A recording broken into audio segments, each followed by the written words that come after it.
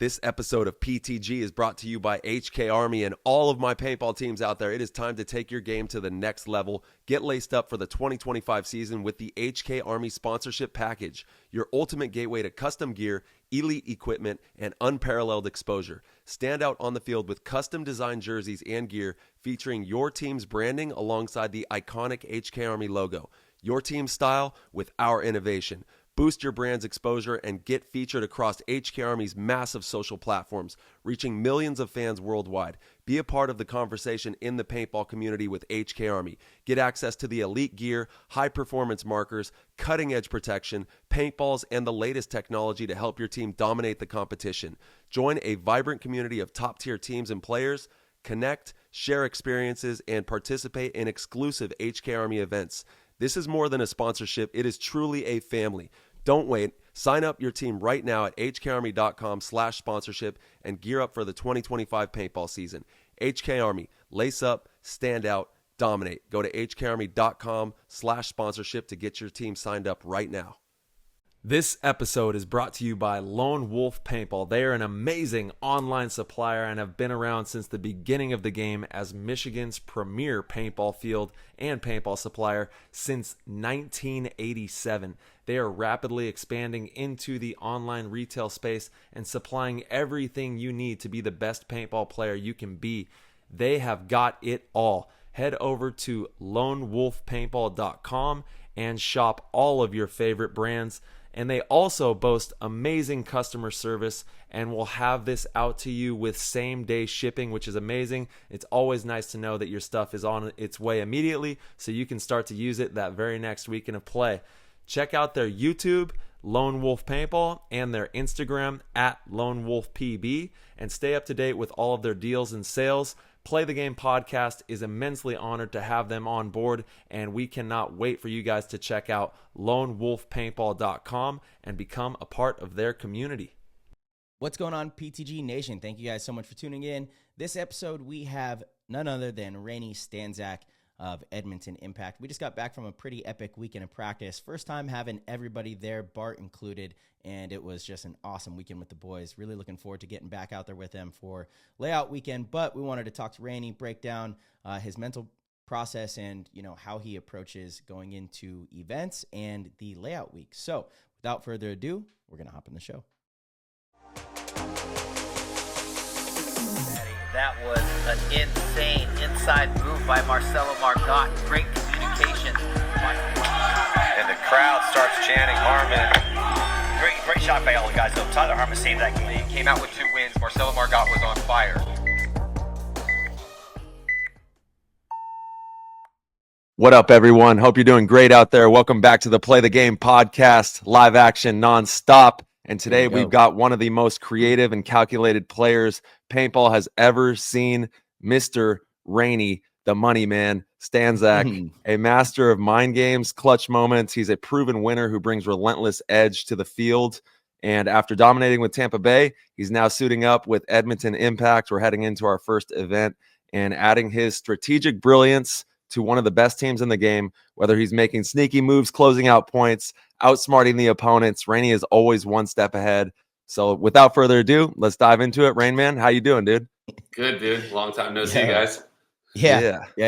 Has it even been 12 hours? Yeah, just about. A couple hours? Dude, not even. I think Tyler, maybe 12 hours. Yeah. Yeah, we were just having, there's a sandwich shop in NorCal called Mr. Pickles. Shout out to Mr. Pickles. It's a great spot. I missed it. I grew up there in NorCal. It was one of my staples that I would always go and, stop by, get a sandwich when I'm doing inspections running around the valley. So we got to stop in there before going to the airport yesterday. Dude, that saved my life. I was so hungry. I literally landed and only had an In-N-Out burger after that. If I didn't eat that sandwich, I'd be dying. Dude, I didn't even have dinner when I got home. I scrummaged through the fridge and got some scraps and stuff and just went to bed. I got some Thai food with the lady. Fortunately, we landed before everything closes at 9 p.m. What time did you land, Raney? What time did you get in? So you left at 6:30, 7:30, something, but you got to get bags and the bags, and then the car. I gotta wait I go to Wally Park. I don't cross the street, so then they pick me up. That's 10:15. Drive there. Yeah, I lose an hour because Arizona time never changes. It always stays the same time. So when I come back home, I lose that hour. Plus, I ran in when I'm walking to the airport, sometimes I just go like this. I'm walking and I'm like, I'm not making eye contact. I'm just, I'm done. Like I'm mentally checked out, and I hear, "Hey, Raney," and I'm like, "Oh no, I wasn't on high alert. I thought I was out of paintball mode," And there's Bianca. He's coming to the airport. He's like, I gotta fly to Birmingham. He's like, I gotta fly to South Carolina. So I chatted him up, and then who was it there? Danny from Dynasty also was there. Oh, wow. Yeah. And so like, I was like, well, I felt like I had all the time. They're like, dude, were you keeping you? I'm like, well, I only took an hour flight. Like normally last year, dude, my day would take, I don't know, 7, 8, 9 hours to get home. Yeah. So I was like, oh, I was an hour flight. I got all the time in the world right now. Heck yeah. Yeah, I saw Alex Rodriguez when I landed back in Phoenix at the airport, hopping off the train. I was looking down, and then I see a Eclipse bag, and I look up. We both look at each other like, "Hey, what's up, dude?" And he was just getting back from practice with Diesel out there in Dallas, and then we're going to be seeing Diesel this weekend with X Factor. So it's cool to chat with him for a second before heading home. Wait. Hey, Alex Rodriguez from Aftershock? You mean? Yes. A-Rod. Yeah. Okay, they were practicing against Diesel. Yep. Yeah. That looked like a good little practice out there. Nice. Yeah, little B and I landed at I think it was like 7:30, and I looked at him, I'm like, what are you gonna get to eat? And he like hesitated for a second, and then he goes In-N-Out, and I like, kind of like, because for me, I always In-N-Out is like the after 9 p.m. If all the good stuff's closed, it's always In-N-Out. So Har would get In-N-Out, anytime I landed if I gave the green light. And Brandon kind of laughed, and he was like, I wanted to lie to you. I was gonna lie to you, but I can't. We're doing In-N-Out. Don't judge me. Yeah, it's all right. It's all good. Time. Damn, you guys ran into some paintball players. That's funny. That's pretty funny. Yep. Yeah, always usually good to see everybody traveling. Yeah, usually it's like when you're on your way to an event, you all kind of congregate at the same layovers, or obviously see each other when you're landing. But on your way back from practice is funny. Yeah, mentally check out. Field awareness is not on point. I would have got bumped right there in the airport. Yeah, 100%.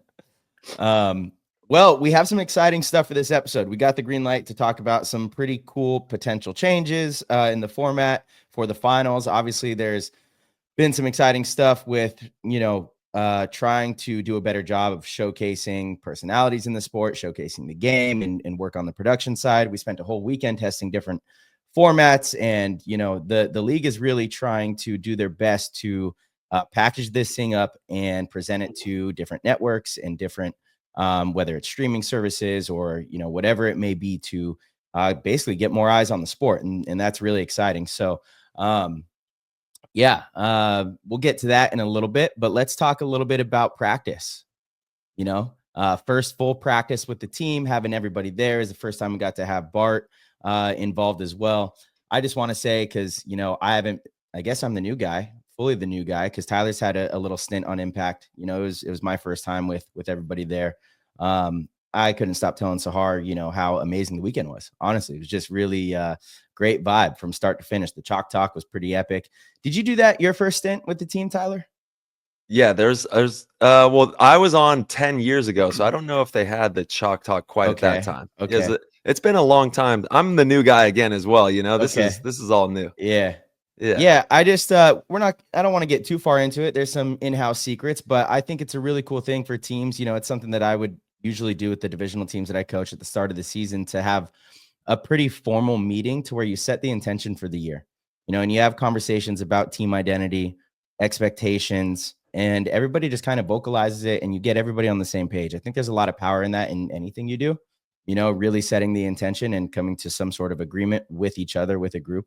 So that was cool. It was really cool to be part of that, and then get out there and practice with DMG, a semi-pro team who I thought looked really good. They looked really good on Saturday.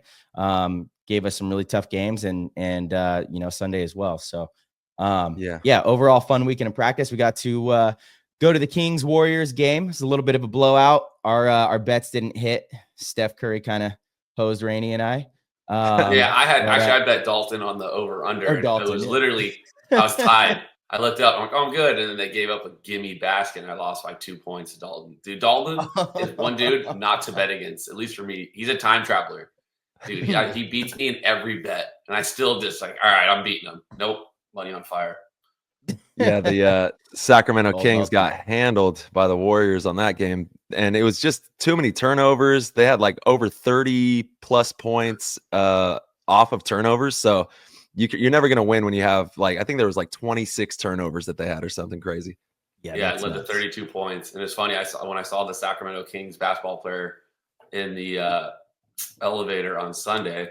Yeah, I was like thinking, I was like, well, he's like, whoa, what's that paintball bag? Da, da, da, da. So we like chatted a little bit, and then in my head, I was about to say, I went to the game, blah blah blah blah, and then I was thinking like, what if he asked like, what did we do wrong? I'm like, man, you guys didn't protect the ball. You guys turned it over. What are you doing?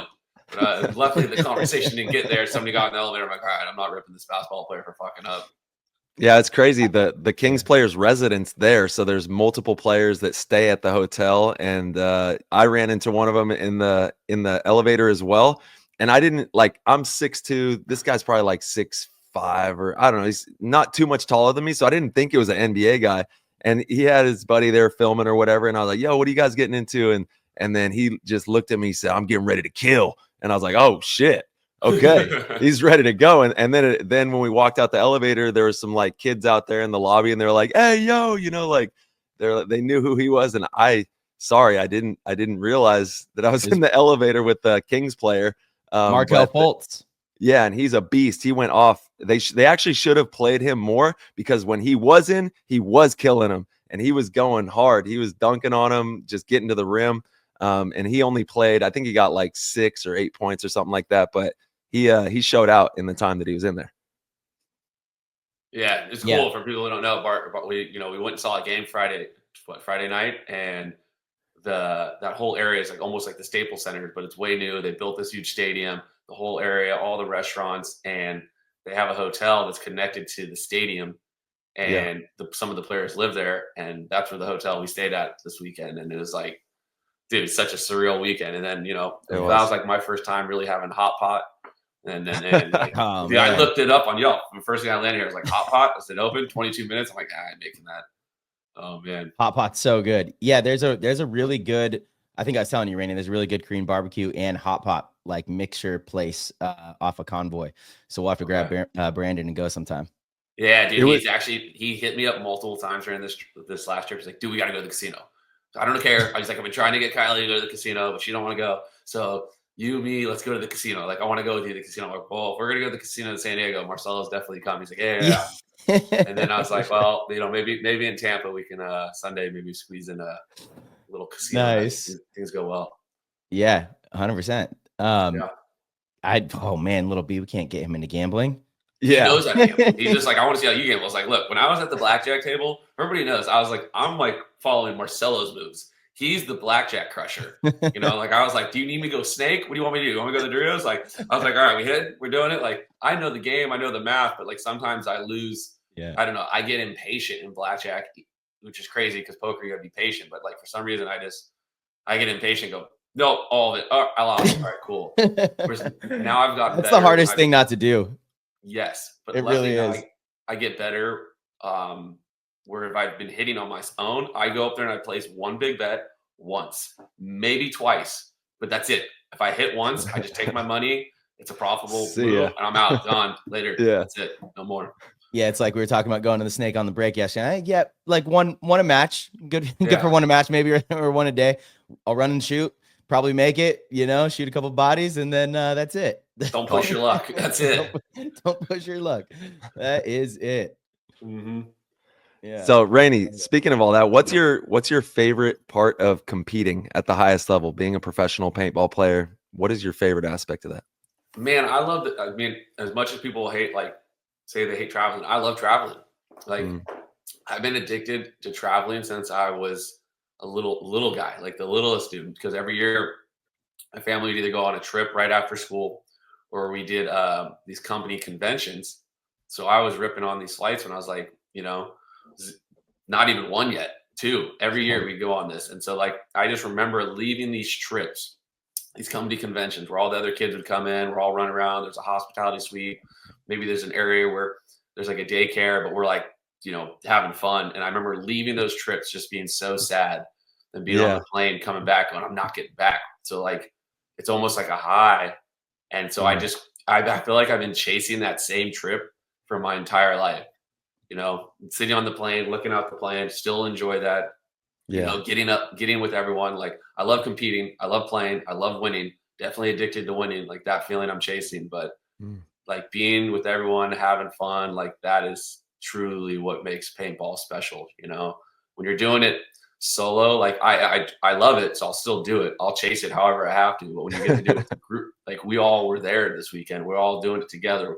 We're all eating together. We're going to the basketball game together. We're messing around. Like, that is what is the most appealing part to me about paintball. And the street art. Don't forget the street art. The street art was sick. King Kong. Who was that? Donkey Kong? King Kong? Who was that? Yeah, there was this huge piece, and we were in like downtown Sac the whole weekend pretty much, and there's this huge piece made of like scrap metal, and it's this huge orangutan on this building made of scrap metal, and with this question mark. If you go to Raney's story, you might be able to still catch it by the time we drop this, because I know you did post that yesterday. And then across the street, there's this huge banana duct taped to the wall, and the orangutan can like see it down the alleyway. And it was really cool how you captured that on your story. It made the whole art piece like come to life like that. Yeah, it's like the question mark from Mario, you know. Yeah. You hit it. Yeah. Yep. Yeah, there's just so many. It's an adventure, man. And that's what you're talking about, is you're on the adventure, you're with your favorite people, you're having fun, you're playing paintball, and you know, it's like it's surreal. It really is. Didn't that like that duct tape banana get sold for like $6 million or something? Yes. And then they ate it. They ate the banana. That's crazy. Someone made, you know, air quotes art, and then they literally just duct taped a banana to like a canvas or something and sold it for $6 million at an auction. I mean, that's money laundering for sure. What else is going on there? I don't know what's going on, but that's there's something else was going on there. That's what Raney said. And I think that I'm pretty sure they ate the banana too. Yeah, like, they did. You're right. They destroyed it too. They probably owed that. Hey, dude, I'm going to pay you, but I'm going to buy this art through you. I'm going to eat the banana. And it's gonna be, you're going to be big. It's going to blow up your story. Here you go. Here's your million. Paid, laundered. World news. Yeah. News. The thing about traveling too is it's almost like gambling. You don't know what you're going to get into, right? It's like a roll of the dice. You don't know what's going to happen. You don't know what you're going to see. You don't know where you're going to go. It's just like, it keeps things, you know. Yeah. They say variety is the spice of life. You know, when you get in these mundane things, it's like, you know, go travel, go do something different. Just don't even plan it. You're like, I'm leaving, I'm going on this day, and maybe I'm leaving on this day. And then kind of fill it in and find out what happens. Because those, like, sometimes those trips, like, things may go wrong, things may go right. But like, when the things go wrong, those are the best parts of the story. You know, you don't know what you're doing, car breaks down. You know, that's what you remember. It's a good time. Yeah, we were lugging our luggage through downtown Sac because we had to park like 2 blocks away. There was no parking at the spot we were at, and we were walking, and we're like, "Damn, this could get crazy right now." You know what I mean? Like anything could happen. Downtown Sac is live action down there, and we had a lot of fun. It's just great memories and team bonding. You know, getting everybody together, getting the energy flowing, getting ready for the first event. Mm-hmm. All right. So how do you stay mentally sharp during like tournaments, long tournaments, being at the event and making sure that you're just on point? I don't know if I have anything like, I mean, yerba mate. You should see it. Number 2 on the day. Oh, definitely. I definitely load my bag up with these, you know, and bring them there just in case you can't find it. And I was like, I wake up. Nick hears me wake up. It's like 7:30. We're like going to leave at 8:30. Or if I wake up at 7, it's like, And then by like 8 a.m., everyone's coming downstairs having the coffee. And I'm like, I'm already an hour deep into my 150 milligrams of caffeine, you know. So I'm not playing around. I've got to make sure I have something. And I mean, there's times where I don't drink caffeine, but right now I'm caffeine, man. Let's go.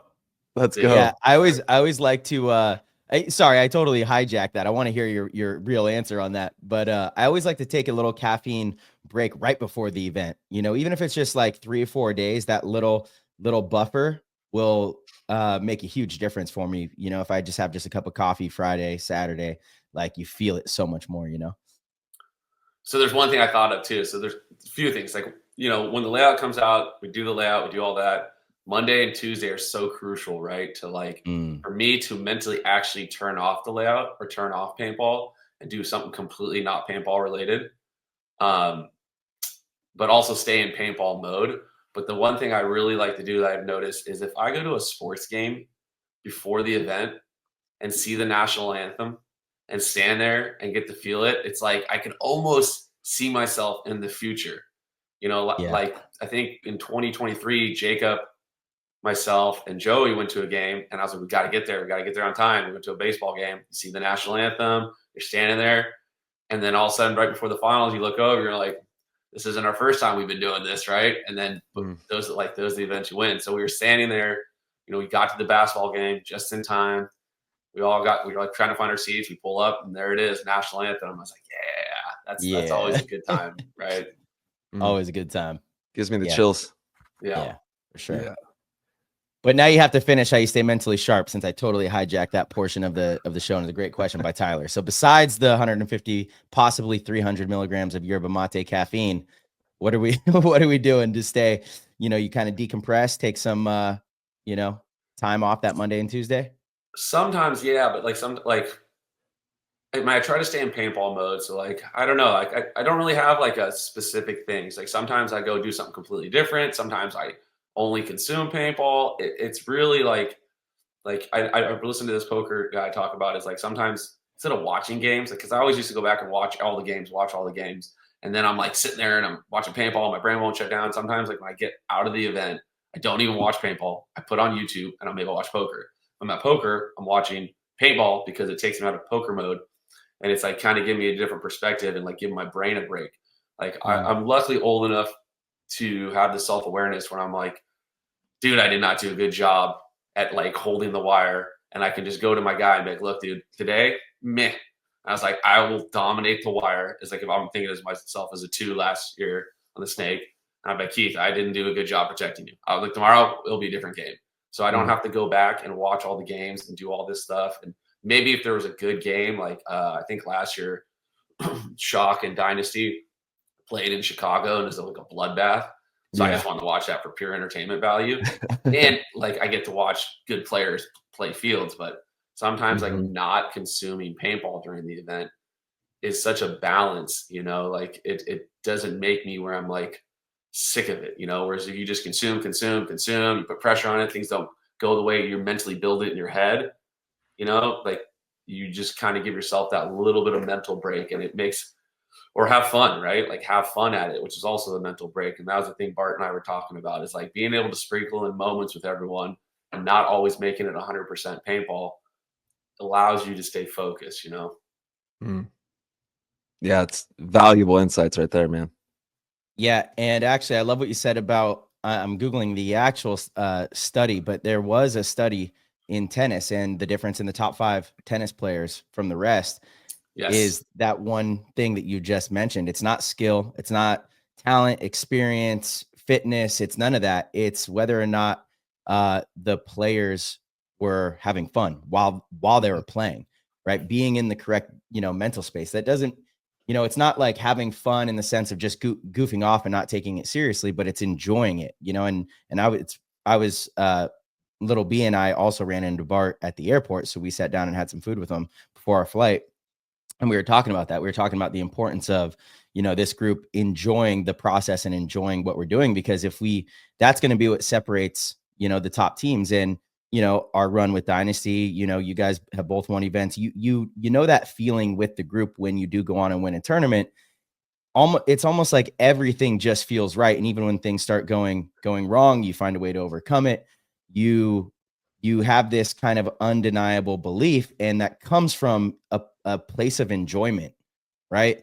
At least for me, like that's how I can, kind of rationalize it. It comes from a place of truly enjoying it. And when everybody's enjoying it and all the work has been done and everybody has come to the table sharp, you've done all your drills, you've done everything you can to be prepared, then you have to also be in the right mental space, because the separation is all mental. And Raney, you're kind of talking that quote that is, it's like, the difference between the top 25 tennis players and the top 5 is when things are going bad or whatever, the top 5 go, I'm playing tennis. This is fun. you know, and it's like, that's what I kind of mentioned that in the Chalk Talk about how, you know, I will sometimes come in and I'm like, I'm worried about what this guy's doing and this dude's doing. And it's like, I shouldn't worry about what those dudes are doing. Like, I should only be focusing on having fun. And when I go in there and I'm only having fun, it's like, it makes it easier. It's like paintball is like a Chinese finger trap, right?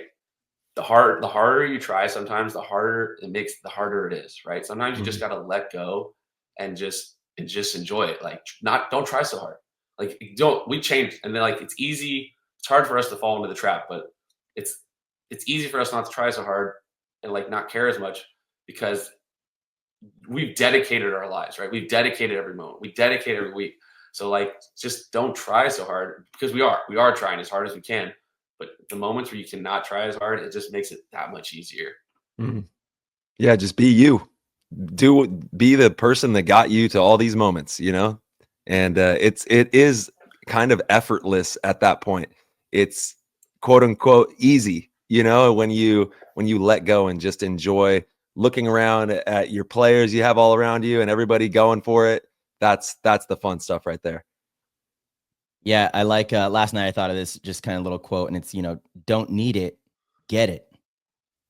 You know, it's so simple. It's so simple, but that's like almost anything in life. As soon as you start to like need something, you kind of do things that get in the way of getting it, you know? And it's really interesting. And you know, you could probably apply that to like relationships and business, you know, like in a business deal, the person who has the upper hand is the one that doesn't need the deal.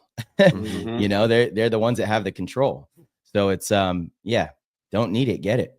You know, and you're right, Raney, enjoy it. Enjoy playing, enjoy the process. But, you know, it's interesting because for listeners, you know, you might not be to that point in your career yet. And, you know, early on, you have to build up such a level of skill and, you know, dedication. And I see a lot of players, I think they do listen to a lot of, you know, top athletes in different sports, and they kind of take things at face value. And so they don't apply a similar type of work ethic that got those athletes to that point, you know, and they kind of have this a different mindset from the beginning, and it doesn't pan out. You know, you see a lot of young athletes, like there really aren't many, you know, next Kobe's or next Jordans. You know, I've been watching all of these documentaries on NBA players and football players, and I'm like, I'm not really impressed with the mentality. You know, I feel like the mentality has gotten lost on some of the athletes. And I don't know. It's kind of interesting. Yeah, this is after. Sorry, yeah. Tyler. No, it's a 23 years pro, you know, and then we've all been playing around 20 years pro to have this conversation, you know, but do not get it twisted. You need to be locked in and doing the work and all the necessary things to acquire the skill capacity to enjoy it. You know, once you've resignated on all that skill, then you can start to, you know, just fall deeper and deeper in love with it. Yeah, I mean, we're still going to practice Thursday and Friday, and Saturday and Sunday, and break down the field and look at it and analyze it. And me and Marcelo go, this is that, and that, and that, and this and that. But it's like any of those moments that we can just go, let go and have fun. Mm-hmm. That's what it is. Like, don't try so hard. And after, you know, the moments you can squeeze in, because those are the moments that, you know, hold all the ingredients of the recipe together and make the cake, you know, from like an okay cake to like the most delicious thing you've ever tasted. Right. That's why it's just so important to have the right balance of everything. Otherwise, it's just saturated with sugar or flour, and it just doesn't come out right. Yeah, you got to squeeze it. Just don't squeeze it to death. Yes. And sometimes I'm guilty of that, you know? Oh, for sure. I like what you said too, Raney, about awareness, because I found for me early in my career, simple routine was probably most important. And it was because I didn't quite have the awareness of what would get me in the right space yet. So it was just routine, be disciplined and follow a routine and follow, you know, the blueprint. But as you get older, you do have to have this kind of awareness. Some events, I need to be hypercritical of myself. I need to watch film. I need to be paintball on my mind 24/7. And then you do get to a point where other events, I'm like, nope, I need to break this one. You know, from that Monday and Tuesday, I need to shut my brain off from paintball. I need to focus on some other stuff. I need to go to the beach. I need to relax. I need to meditate. I need to completely shut the brain off because I've overdone it. And it gets to a point to where you're tipping into the detrimental side of that focus. And having the awareness to recognize when you're tipping the scales is the most valuable thing in an athlete's, career, I think, as you're preparing for events.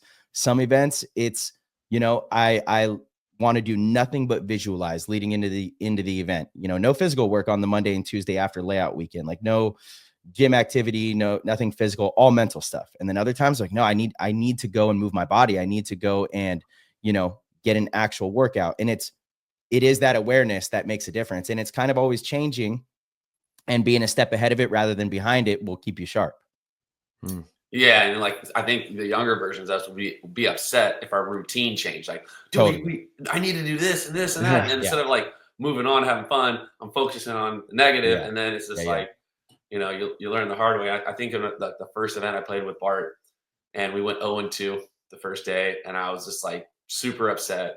Didn't want to talk to anyone. I wanted to go in the room. I wanted to clean my gun, and I wanted to sit there and focus on it. So Bart's like, no, we bought Joe Rogan tickets. We're going to Joe Rogan. He's like, we're going to have a beer. We're going to go take that in. And then we completely shut down paintball mode. And then the next day, like we played our first game, and then we had to go in a match against Damage. And the loser of that had to play Heat. And the loser of that would move on to the challengers bracket. So between Damage, Impact, and Heat, one of those three teams, one of us was going down. And then we executed that game. We got out of that tournament, went and had a good night. And then that year we went on a sick run, won both series, had a good time. And, learning that, like, that was a huge learning moment for myself. Like, just have fun, Yeah. I, with Wrecking Crew, it's funny. I just shared a story with Bart yesterday, again, at the airport. Similar thing with Wrecking Crew. When they were Division 3, we were playing a regional series. Shout out to the OPS up in the Northeast, at Matt's Outback. But, we were, by far the best team in the division. I think we won the first two events, and we showed up to the third event, and all the Wrecking Crew guys know that I'm pretty strict, and, we have rules, and we're disciplined, and we have these processes, and I expect them to go through these processes. And, there's consequences for, all the things, being late, dropping, not doing your job, just, all the stuff to build the foundation.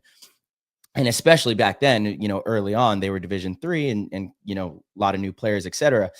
And this event, we go 0-2 on the first day. And the team's like, oh, great. Tonight's going to be kind of miserable. We're going to have a long meeting, this whole thing. And I'm like, we're not having a meeting. We're not doing anything. We're going to go back to the hotel, shower, and then we're going out. We're playing mini golf. We're having a good night tonight. And they were all like, what? What are you talking about? Like, are you crazy, Marcelo? I'm like, last thing we need to do is have a meeting. I promise you guys. Let's go just kind of disconnect, get back on the same page, have some fun. And we'll have our meeting tomorrow before our first prelim game tomorrow. I'm like, all right, we went out, had a good time together. The next morning, we had a quick, brief meeting, and we won those two games, squeaked in, won the tournament, right? And nice. For them, it was a big, realization of like, that they were surprised that I pulled that maneuver. I was like, you guys already knew what to do. It wasn't about whether or not you guys knew how to play or how to play the field.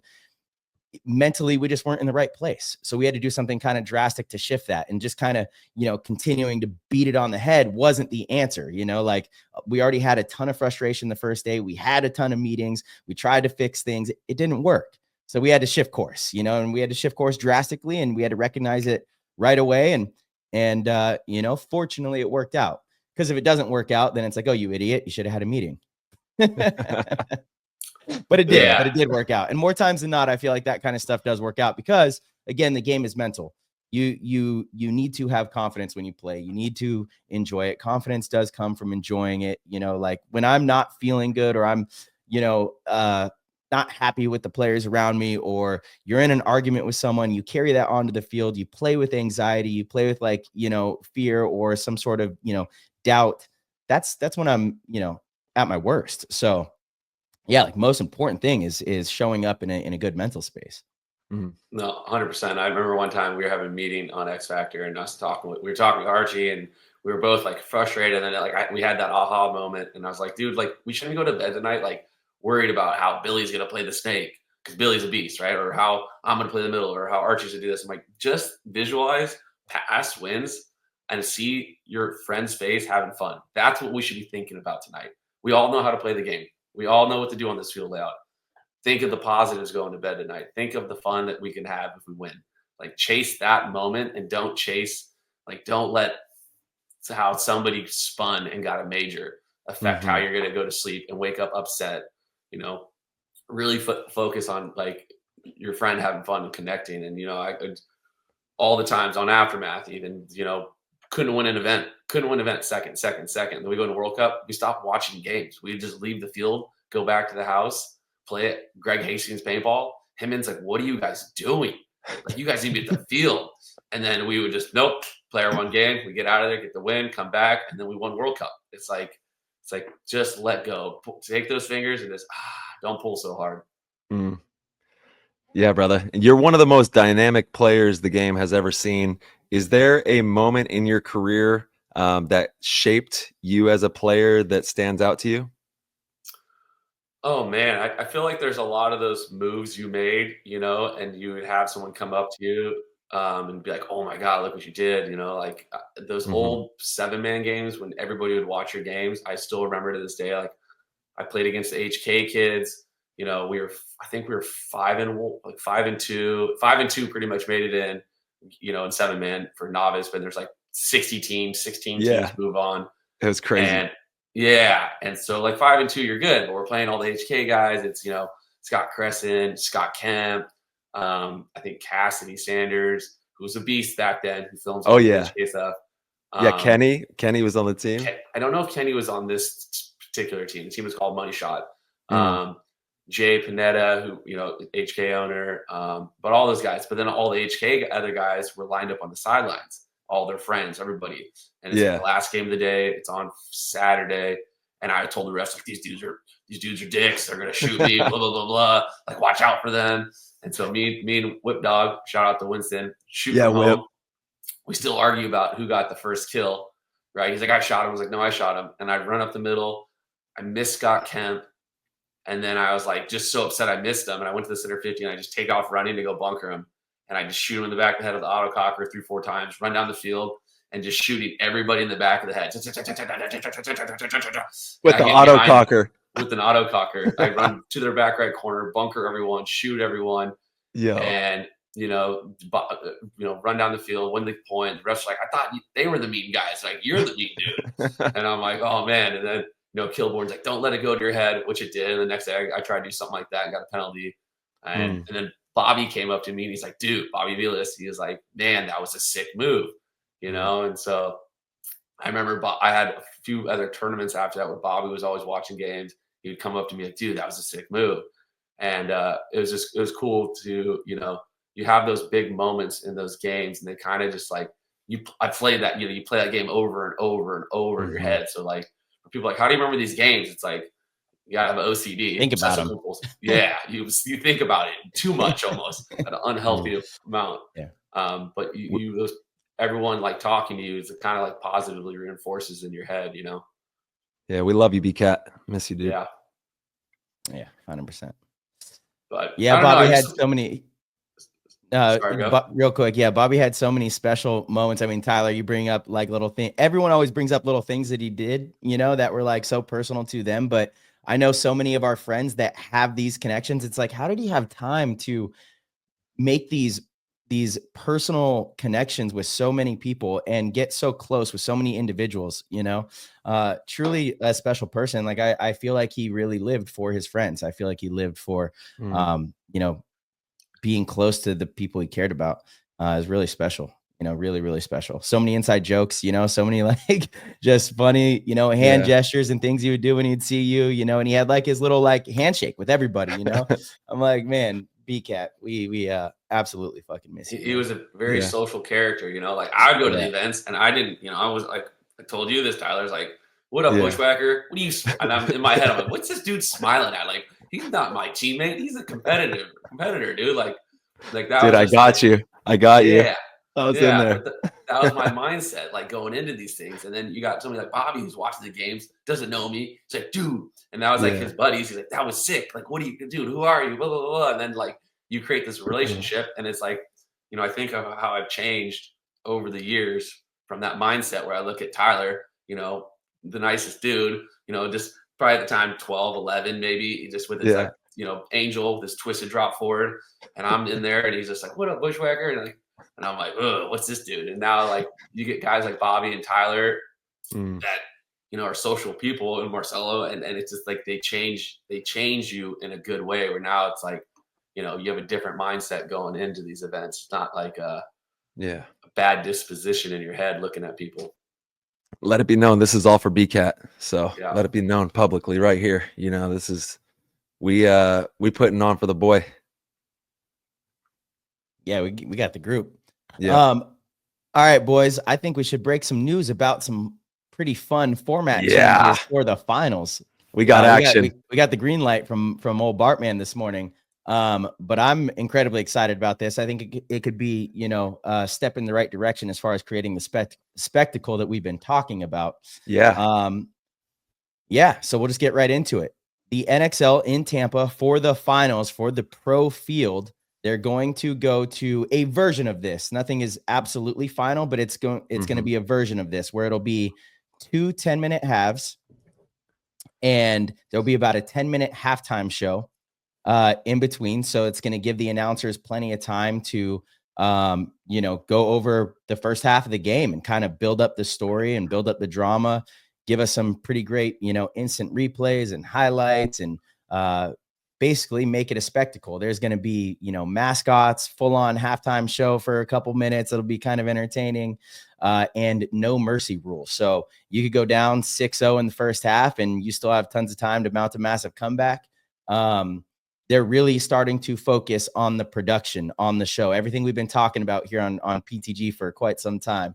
It sounds like it is finally come to fruition, and I'm really excited because I think it's happening. Yeah, you know, because I think this is so big for the sport to shift the thinking in like fully changing the gameplay. So the gameplay is going to be the same. We're just changing the clock, giving more, you know, time in between for the commentators to build up the story, the announcers to really, you know, get the audience engaged. Yeah, I'm pretty excited about it. What do you guys think? Love it. Absolutely love it. And the mascots, I'm pretty sure, are going to play a one-on-one. So that's going to be really entertaining for the halftime show. I did hear that was a possibility too. It's crazy. I had this thought last night, you know, like as kids, we were chasing the Oliver Lang $100,000 contract, being on ESPN. Like that was the dream. Well, what happened this year? There's some guys in the league that got that amount of money, and there's multiple of them. There's not just one. There's multiple dudes that got that amount of money. Well, what happened last year? We were on ESPN. We're still not satisfied with it. We want more, right? But it's like for people to be like, oh, there's all this and that. It's like, well, we kind of like got what we wished for, right? And it's like, but our disposition's a little like, we're not going anywhere. And I'm like, I don't know. Like, if you told us this is what's happening right now, we're almost, you know, we got to where we used to be, but we're trying to get right here. And you know, I like this change because it's not changing the game. It's the old NXL a little bit where you have this halftime, you have more paintball. It gives us time to break down the story. And that's what, as the players, we know, like, and I was talking with Bart about this, like we have the heroes. We have heroes. How we sell the heroes is just, that's what's going to make our game blow. You look at poker didn't change their games. They have a bunch of different formats. They have this, they have that, they have Omaha stud. They have 15, 20 games, and they had those games before. What changed it? What little thing changed it is the simple whole card camera. You could go like this and look at their cards and not just be like two dudes sitting at a table on Vegas Strip going, what are they doing? The moment you could see those cards, that little change, poker went boom, blew up. Yes, there's a guy named Chris Moneymaker. It almost seems like conspiracy. Like he won the main event. The last guy named Moneymaker, he won a seat into the main event for $40. It's like some, you know, accountant won the whole thing. Dan was talking about that guy, right? Is that who he was talking about? Thank you all from the bottom of our hearts for the tremendous support with the PTG show. If you are enjoying these episodes and want to help with the progress and development of this program and connect with like-minded, hungry paintball players, then head on over to ptgpodcast.com, click the orange Patreon link, and become a member of the PTG World Discord chat room. And now back to the show. I didn't get, you know, I haven't listened to it yet. I like to save your podcast for the moments. Just hear me out. I listen to them all, but I save them for like, I'll download them before I get, like, I'm going to listen to it on the way out to San Antonio. Part of my process of mental focus. I like, and even when I go to coach, I'll listen to your guys' podcast. I'm on the way up there, and then I'll pause your podcast and I'll have a conversation with myself about something. And now I'm in paintball mode and I show up 150 milligrams caffeine deep. And I'm like, I'm spicy, guys. They're like, I'm like, hey, Yerba Raney's here, boys. You better be sharp today because I'm coming in hot. So, let's get it. So I didn't listen to that, but yeah, moneymaker. I mean, he blew it up. The main event went from like 600 people to like 3,000 to then 6,800. And then it almost kept going higher and higher until there were some legal issues with the Department of Justice and Party Poker, but it's still back to now. Like last year, I think they hit 10,100 entries and 6,500. Like, I mean, it's bigger than it's ever been, but that little whole card camera, that changed the game. And it's like, we don't know. Interesting. Or that changed the game. It changed the path of poker. So we don't know what that little thing is. It could be the simplest thing for us, but we're trying to solve this like Rubik's Cube and thinking it's this and that and that. And it's like, it's not the game. It's not the game. Maybe there's tweaks, like baseball keeps tweaking, they pitch clock, those things. And like, that's something we can adjust, but that's not what's going to blow up paintball. It's truly how we portray the story. That to me, that like aha moment for poker with the camera that shows your hand, to me, that is a slow motion capture of a paintball leaving a barrel and connecting on somebody else. To me, and I know it's much harder, much more difficult to capture that. But to me, if we could, which I think we're able to, I mean, I see a lot of slow motion clips. We have a lot of great videographers and, creators that are on the pro field that post these clips. Just get like one of those a match, one or two of those a match. And, I think that kind of highlight reel is it could literally be 5 drones, because you know how they have these things that follow snowboarders, right? They have it's like a drone, or like you set up and it just kind of follows you snowboard. So there could be 5 drones on all the players following you, right? It shows the security footage, and then the second you do something sick, it's able to go to your camera and it shows you bunkering it. I mean, maybe that's too complex, maybe it isn't, but it could be something like that. Or it could just be simply the mic'd up, right? Someone's mic'd up and they see what's going on, the argument, this or that. Or it may not even be what's on the field. It could be what's off the field. All the little things, right? Like you look at Formula One, and this is the thing I was talking about Bart about. Like, I did not care about Formula One.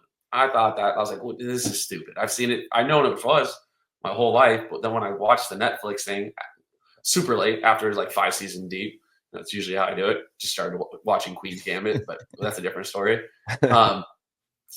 They had 22 events. They did 8 episodes. They didn't cover who won those events. They didn't even cover Hamilton. They didn't even cover him in the first season, really. They saw the 7th and 8th guys, these guys battling. And it's like, you can follow someone's story, and it's like, all of it's a win. Even if they don't make it to the finals. If they make it to the finals, that's the direction of the story. Cool. They don't make it to the finals, that's even better.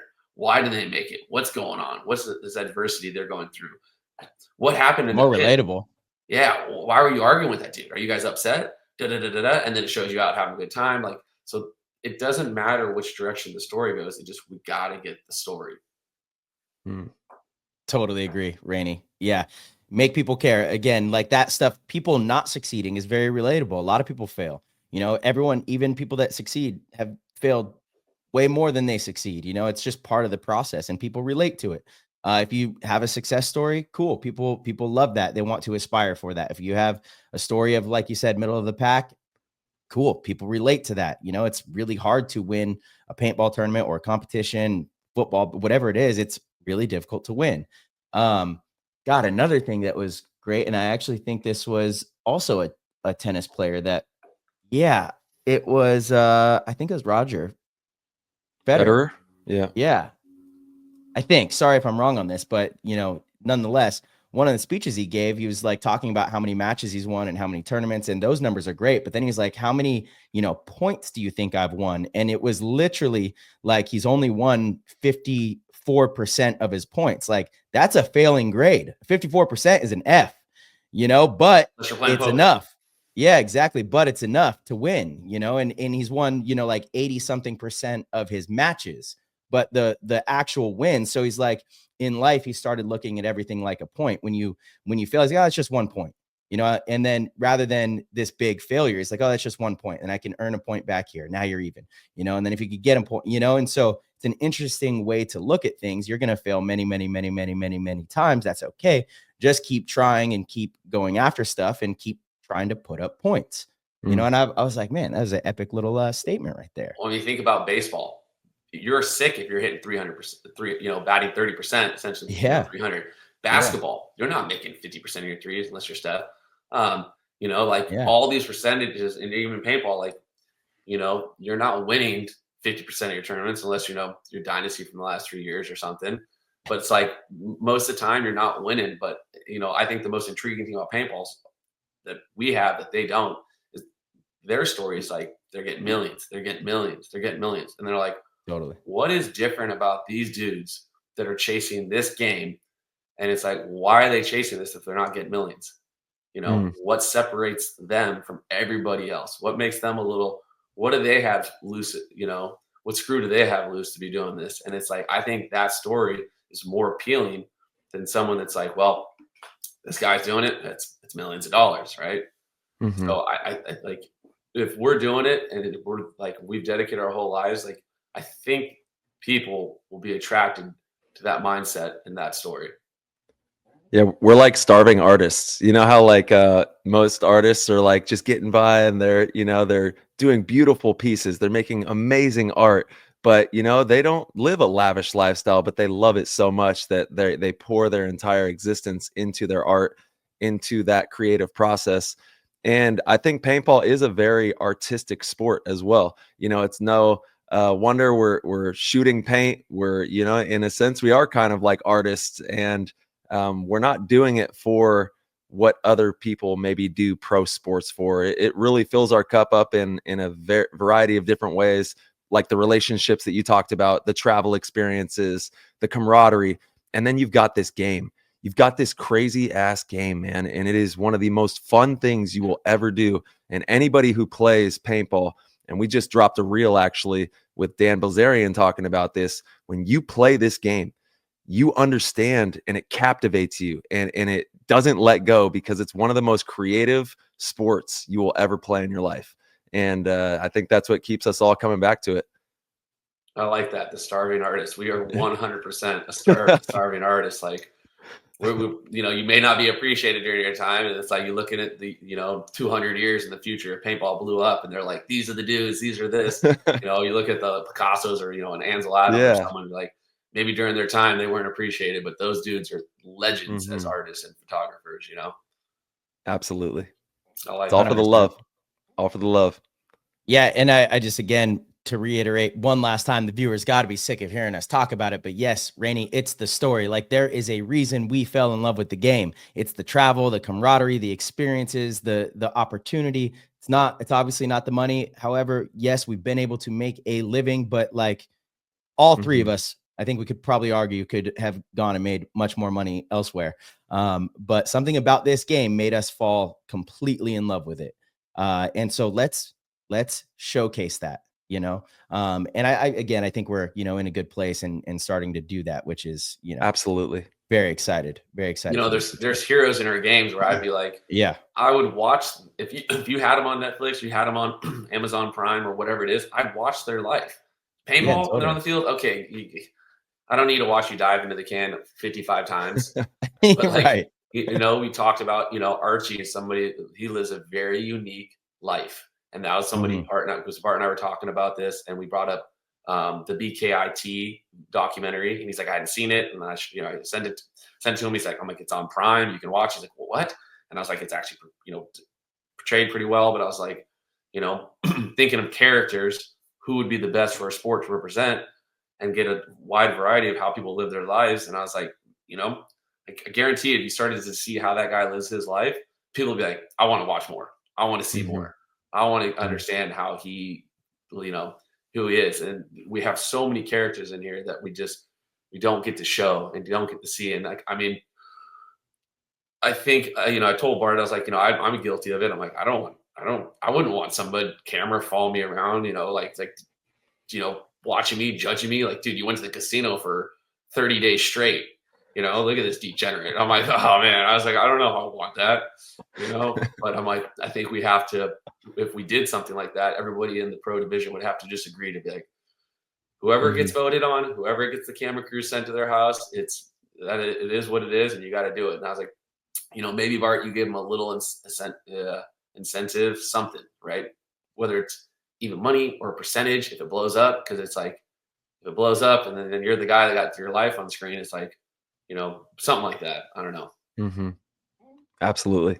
Yeah, we got to tell the stories, man. The people want to connect with the players. I know when I watch NBA, when I watch NFL, if I'm watching a hockey game, if I'm watching tennis, if I'm watching golf, UFC. Any of these sports, UFC, I'm a sports fanatic, but I love the sport. Don't get me wrong. I love all these sports, but I'm so intrigued by the players, by the personalities, by the storyline, by what they're going to do with the opportunity. And if we can really start to highlight these amazing people, because there's so many amazing players that we have in our league right now, I think that could really captivate people on a different level. And then, of course, we have to have a great game. We have to have everything dialed in with the show as well to couple that. But when you marry those together, I think you're creating a phenomenal product for people to attach to and to grow into the future with a lot of steam. Yeah, I mean, the UFC, I care less about UFC, but when Sean O'Malley was fighting or Conor was fighting, you know, Bones Jones, like when those dudes were fighting, I was like, I'm going to watch the fight. I know when the fight's happening. I'm gambling on that fight. I want to see that dude win. Like, I know their stories, and it's like, that's not my thing, but I'm like, dude, the way they portray those people, I want to know everything about it. Raney wants the sweat. I want the sweat, dude. If you could bet on it. If you could bet on it, Raney's in. I'm in. All weekend long. So I've been on a losing. Well, we turned it around. I don't think you even knew about this, Raney, because you weren't in our car, but I lost my headphones. So and I was like, God, it's been one thing after another. I mean, literally one thing after another. Like loss, just racking them up. And then, Raney has been kicking my butt in a few things. And I'm like, okay, well, this is good. I looked at Raney. I'm like, this is good because, the pendulum swings and, it's good because, the wins will come at the right time. And then Sunday morning, I was like in the hotel room, I'm looking for my headphones. I'm like, where are my headphones? Couldn't find them. So I go on my phone and I see that the last, they were last seen 16 hours ago at the field. And I'm like, I didn't take them out at the field. I'm like, oh man, they're lost. So like, I'm looking in the car for them. Couldn't find them. I'm like, hopefully valet didn't take them. I'm like, God, dude, just, another L. We get to the field and I ran over to like the place we parked the day before and they were just sitting right there on the turf, perfectly pristine right there. No way. And grabbed them. Yeah. And I was like, oh, that's a small victory. Okay. And then since then, some small victories have been adding up. I'm like, oh, nice. But yeah, Raney kept pushing it. He was like, hey, you want to bet $1 on this? You want to bet on? I'm like, no, Raney, I'm not betting right now. I'm in a dark place. I'm on a losing streak. I know when to walk away. Stop it. Yeah. That's why when I win a paintball tournament, to me, it's like as a kid, when I would win Monopoly, I'm like, it's not done. What are we doing next? What's next? I got to chase it. Let's see how far this goes. I go to the casino till 4 a.m. I land, come right back, go to another. I'm like, if you're on a winning streak, you do not stop. Right. Keep going. We know for people out there, we were playing basketball. We were at the arcade and we were doing, we didn't know it was best of 3. We just were shooting up there and I was talking about how I could make everything. And I think the first round I got crushed. Marcelo comes over talking shit. And I was like, okay. And then I went laser beam focused. And I think I went out of 30 shots. I made them all. Cornhole, I was on it. Cornhole, you were a sniper. The basketball one, I still is BS because I thought it was just that first round and I smoked everybody. And then, I ran over. I'm talking shit. And then I realized that my game had started the second round. So I missed like most of the second round. I was like, oh, great. So then I was behind. But then cornhole, you were a sniper. Raney, like, first of all, you don't throw it like a regular cornhole shot. You just kind of like, what is that? I mean, it's like a flick almost. Instead of a ninja star sideways, it's a ninja star this way. So it doesn't, I don't have to, it's the same thing of like pulling your gun off the break. Instead of like coming to a point, it's just, so all they have to change is the amount of power. And then as long as you go a little short, it's just in. And sometimes when you're on, it's just in the hole, boom. 3 in a row. I was furious, dude. Yeah. So we got our butt kicked there. And then all night, he's just trying to bet me $1 on everything. And it wasn't the money. I'm like, no, I'm not losing. I'm not taking the bet. I'm done. We're over. It's over. Then we stopped for the fight. You're like, you want to bet on the fight? I'm like, no, Raney, stop. I beat Dalton. I actually beat Dalton. Finally. It was a sketchy way to win, but I'll take that. I'll take it. Yeah, very. Yeah, that fight was so lame. That fighter, what a bozo. I'm so glad that the right fighter won in that sense. Yeah, the UFC fight this weekend, he got his eye scratched and he was like, I can't see. And then, it ended up, they called it. And I think he thought he was going to win, which was the funny thing. And I'm so glad that the other fighter, what was it, Song, yeah. But yeah, pretty epic. All right, Rain Man, what does your week look like heading into layout release? What's your preparation getting ready for the layout drop usually? I don't know. It changes. There's no routine. I mean, Monday, like this Monday is usually like, you're maybe a little cooked from traveling. So today I definitely go to the beach. I definitely try to put miles in on the beach walking, even though like people like take it off. It's just like, I look at it, it's like today's Sunday, right? Today's Monday, but I mean, today's like Sunday. At the event, the third day. Yeah. I need to put in physical time, right? So I woke up this morning, I stretched, I have my little 20-pounders, trying to get the blood flowing, trying to get the body going, like you wake up sore. So I try to just kind of chip away at that, get there. Definitely today, Sunday we ate a bacon Gouda and then a pickle sandwich and In-N-Out. So today is like stack a meal, stack another meal, stack another meal, stack another meal, and just like replenish. But yeah, I don't know. It sometimes I don't want to, like I know for the first event of the year, when they used to have the event in Vegas, I would sometimes go play poker, but I didn't really want to. I didn't want to take a loss. I didn't want to take if I felt good, I didn't want to mess with it. Now, if things weren't going well, then I'd go to the casino and chase till I hit the win. And then when I hit the win, I'm like, boom, I'm done. So I've won tournaments, paintball tournaments or poker tournaments the day, like 2 days before the event. I've gone and won those, but that's because I was trying not to go in with a loss already. I was trying to go in with a win. So I don't know. There's the mental space, trying to, hack your mental space and get into the right spot there. I love it. Yeah. And I do want to just like kind of clarify and make sure the listeners understand what you meant by it's day 3. So we practiced Saturday, Sunday over the weekend. Some people maybe practice, 3 days, Friday through Sunday. I doubt it though. So I like to do the same thing. If we practice Friday or Saturday, Sunday, then when we get back on Monday, I like to make that a big day in the gym as well. So like right after this podcast, I'm going to go get a big leg workout and do some cardio. And that mimics a Sunday at the tournament where you compete Friday, Saturday, and then hopefully Sunday. And Sunday's where you need to be, your strongest at your best. And that's where your legs are worn down. You're out of breath. You're a little exhausted, and really you even have that Thursday practice. So there's almost an added day. But those are usually pretty light. So kind of like a warm up. But that's what Raney was referring to is making the Monday mimic what will be a Sunday at a tournament. Yeah, sometimes I used to go snowboarding, and I still do, but I'd go snowboarding if I was going solo, and I'd go 3 days in a row. And that third day, I'm warming up, I'm stretching up in the room, getting ready for it. I'm like, all right, today's final. Put your headband on. Beanie. Yeah, but close enough. Beanie crew. He's always rocking one. All right, we got the Discord PTG World sounding off. Thank you everybody for being a part of the community. We love you. We got basically the worst, and you can have some some fun Discord names in here. We got a whole gambit of characters in the Discord chat. He's wondering, who is your biggest influence in the paintball world? Man, I don't know if I have like a single individual. I mean, like I know Hinman had a huge effect on things and how mentality, how to like really have accountability and get the best out of myself. Like I saw him, I think it was last weekend, not this last weekend, but the weekend past. I went out there coaching on Sunday with Sicarios, and he was talking about the fear. We were talking about a moment we had where he like pushed me to like go bunker everybody out at the top of this hill. It's like, if you want to be with us, you want to come play on Wednesday, you want to come play on Sunday, you can't chicken out. I don't care if you get shot. You're going over the top of this mound. It was like 2 teams battling like this, and there's a sandbag mound with 3 dudes in. It's like, you need to clear everybody out. He's like, I don't care. He's like, you ready? He rallied all the troops. They all shot. I run over the hill, shoot one, shoot the second one, getting shot. Had to take it, shoot the third one.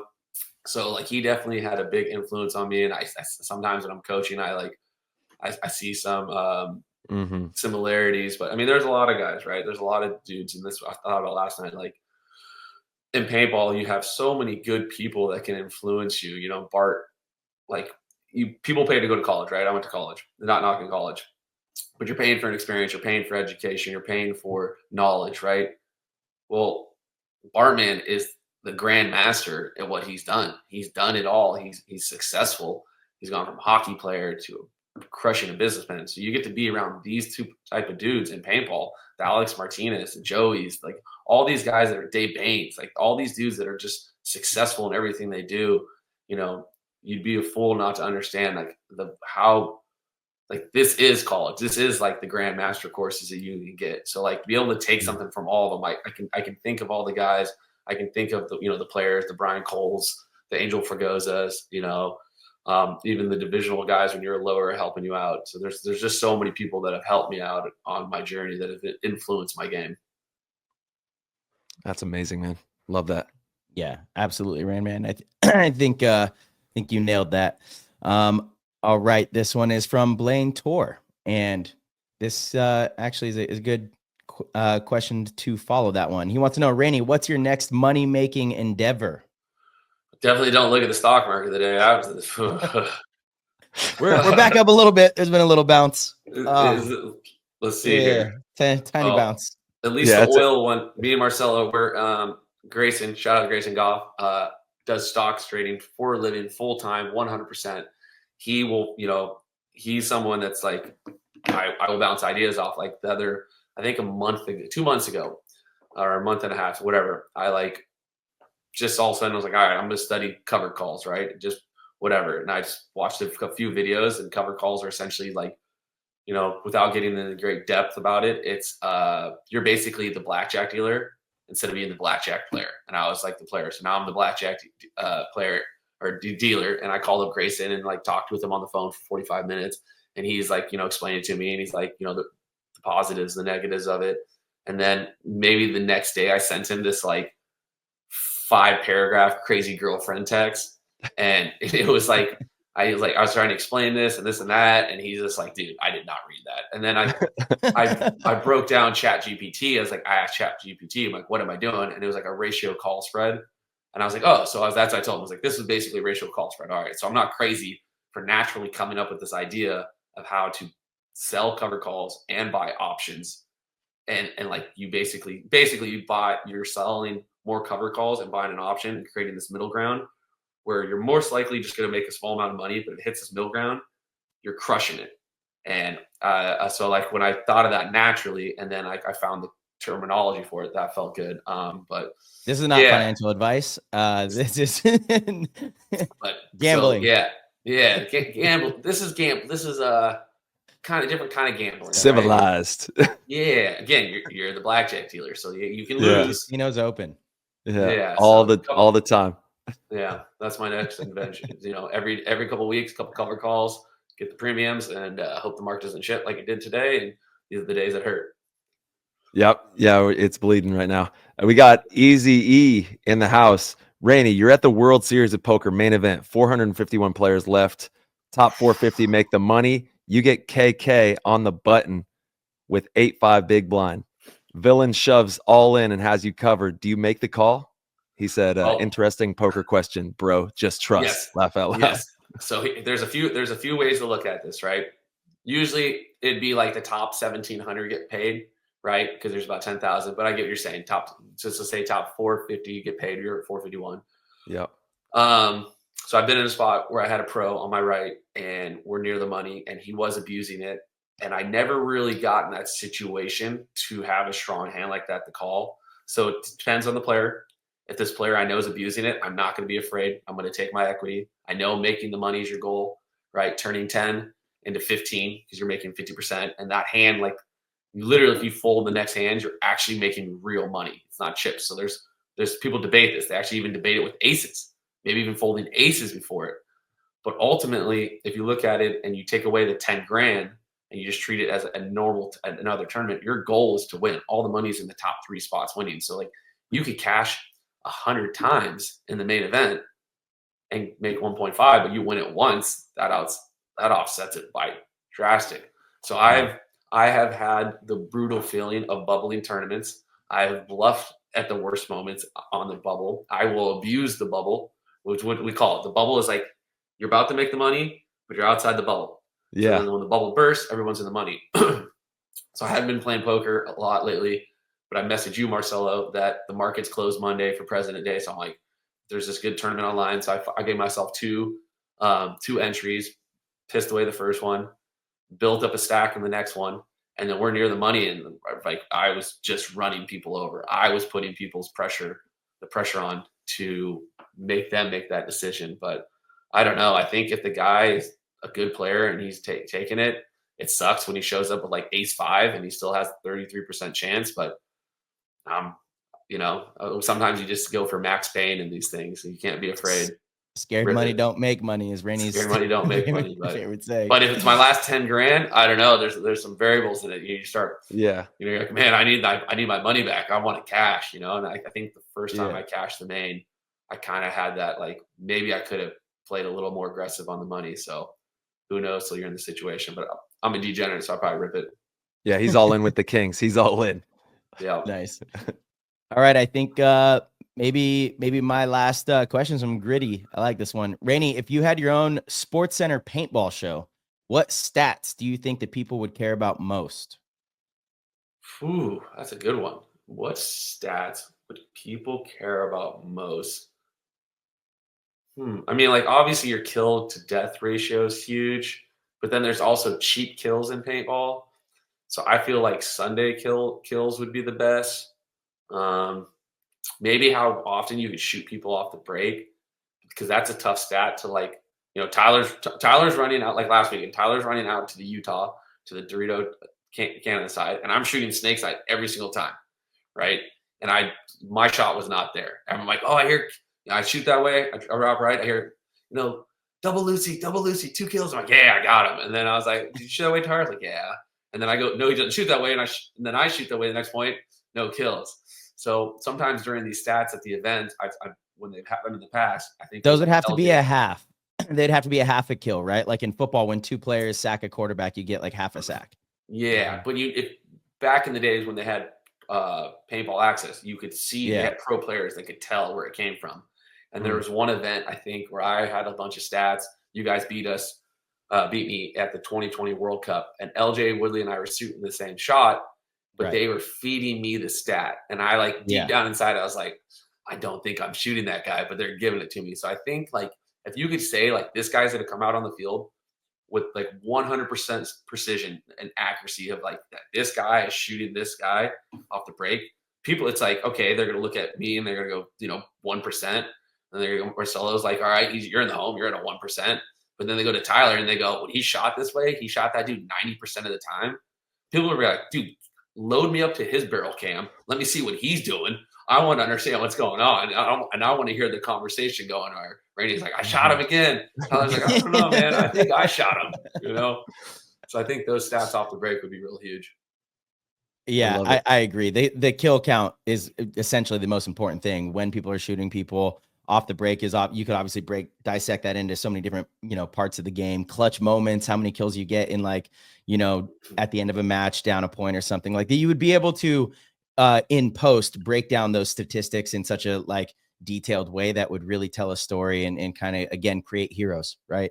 Like, imagine that would be your stats for the last few years, Marcelo. I was thinking about, like, I would like to know your stats on Sunday versus Friday and Saturday.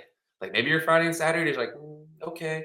But Sunday, I guarantee it, your stats are pretty disgusting, right? Like, you probably have a pretty high kill to death ratio of, when people are running down the field, it's a 1-on-3 and you're shooting all 3 to live. Like, that's happened multiple points. Talking about last week, getting a little fish trap. Dude, I think I shot you one time. We played each other and it's off the break. And that's why I was so upset we lost that point, because I'm like, I got the kill. I killed him, dude. I killed the dude. and then we lose it, and I'm like, oh my Lord. I was like, it turns out I wasn't the dude. No, you were the dude, and I shit the bed in that point, in my opinion. Yeah, you know? dangled the carrot. Yeah, we got in a back center to back center fight. Got me.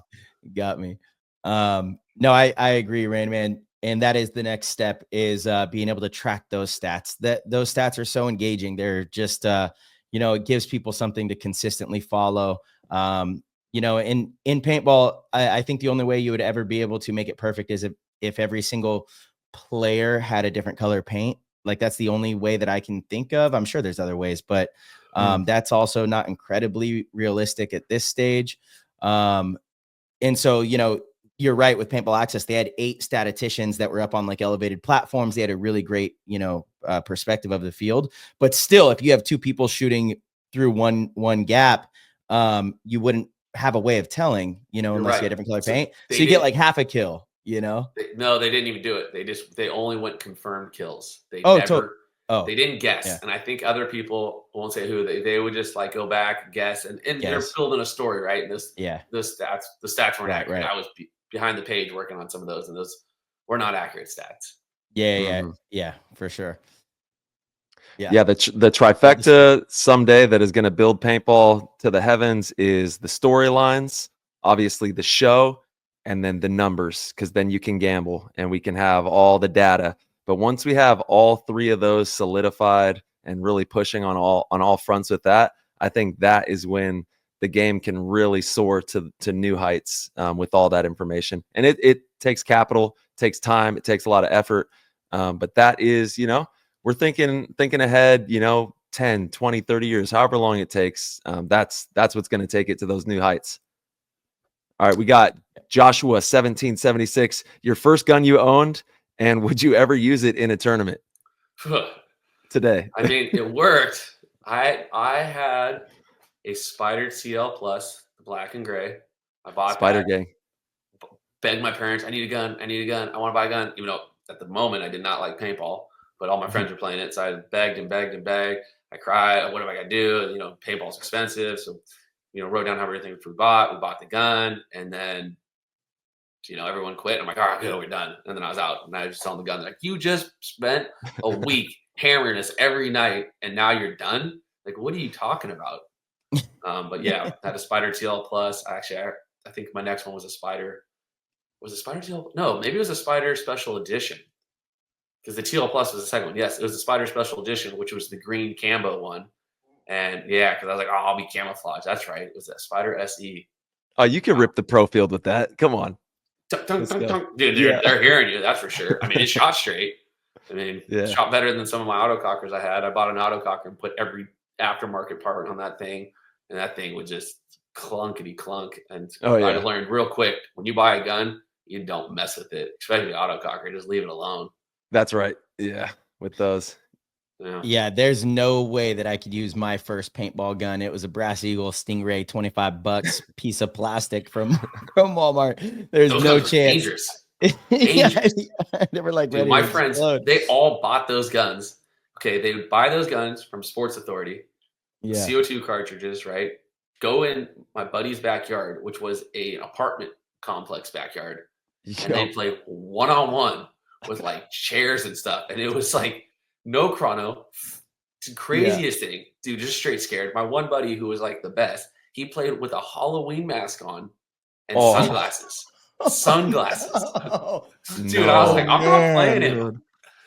Definitely never got shot in the yeah. It was like, man, Lord, that could have definitely not do that. Yeah, do not do that.